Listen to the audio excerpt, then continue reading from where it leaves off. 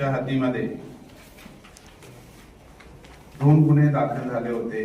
15/12/2025 रोजी एका गावात विठ्ठलवाडी या ठिकाणी एक कुटुंब सकाळी 4:30 वाजताच्या दरम्यान स्कॉर्पिओ गाडी घेऊन आरोपी आले आणि त्यांनी त्या कुटुंबाचे 1-2 लोकांना धमकी दिली, मारहाण केली आणि त्याचा सोना वगैरे काढून गेले।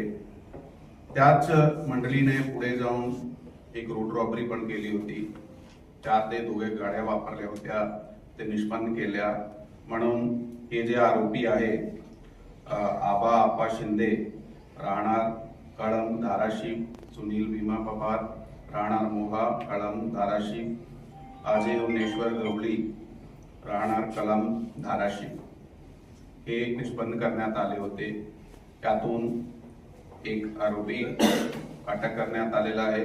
एकाचा तपास आमची टीम दुसऱ्या जिल्ह्याचे पोलीस कडून घेत आहेत आणि हा पण इंदापूर पोलीस स्टेशन आणि LCB ची जॉईंट कारवाई आहे।